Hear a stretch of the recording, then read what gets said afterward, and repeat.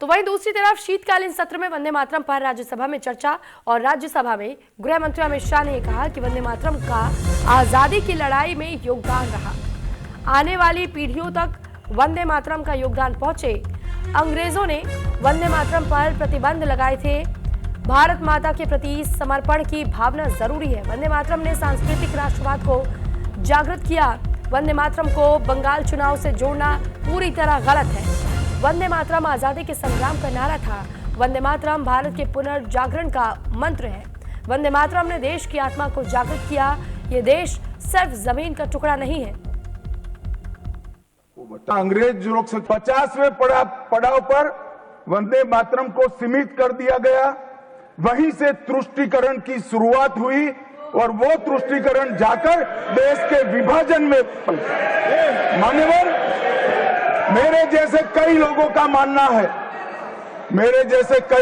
मानना है कांग्रेस पार्टी को पसंद आए ना आए, अगर वंदे मातरम के तुष्टीकरण की नीति के तहत 2 टुकड़े न करते तो देश का बंटवारा नहीं होता, आज देश पूरा होता। 50 साल के बाद वंदे मातरम 100 साल का हुआ। सबको था कि 100 साल मनाए जाएंगे, 100 साल मनाए जाएंगे, मगर 100 साल हुआ तब वंदे मातरम का महिमा मंडन का सवाल ही नहीं था, क्योंकि वंदे मातरम बोलने वाले जो सारे लोग थे उनको इंदिरा जी ने जेल में बंद कर दिया। तो वहीं लोकसभा में एसआईआर पर अखिलेश यादव का बयान सामने है। चुनाव आयोग निष्पक्ष नहीं रहा। रामपुर उपचुनाव में धांधली की गई। हमने चुनाव आयोग से धांधली की शिकायत की। हमने लोगों को फर्जी वोट डालते हुए पकड़ा है। यह अखिलेश यादव की ओर से बड़ा बयान दिया गया है और ये कहा गया कि चुनाव आयोग निष्पक्ष होकर के काम करे, क्योंकि वो निष्पक्ष होकर फिलहाल काम नहीं कर रहा है। देश में बैलेट पेपर चुनाव होने चाहिए। ईवीएम पर बहुत सारे सवाल उठ रहे हैं। जर्मनी में बैलेट पेपर से ही चुनाव होते हैं। आखिर हम बैलेट पर क्यों नहीं जा रहे हैं? हमारी चुनावी प्रक्रिया क्यों खराब हुई है? भारत में चुनावी प्रक्रिया अंदर से खराब हुई है। अखिलेश यादव की ओर से कई बड़े सवाल और खड़े किए गए। यूपी की कई लोकसभा सीटों पर रिजल्ट बदला गया है। अखिलेश यादव ने कहा कि फर्रुखाबाद लोकसभा सीट पर रिजल्ट बदला गया।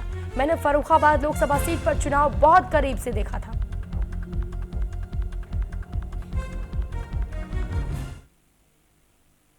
तो वहीं सपा सांसद हरेंद्र मलिक से न्यूज इंडिया संवाददाता आंचल यादव ने खास बातचीत की, जहां सांसद ने बीजेपी पर निशाना साधते हुए कहा, एसआईआर पर चर्चा के लिए सरकार ने समय कम दिया और वंदे मातरम का समय ज्यादा दिया गया था।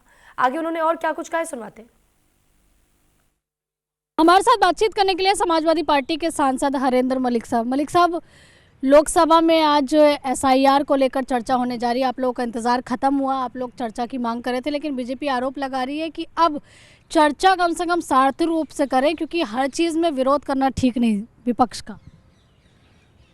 देखिए, भारतीय जनता पार्टी की मंशा एक ही बात से लगती है कि इसका समय कम रखा और वंदे मातरम का समय ज़्यादा रखा था।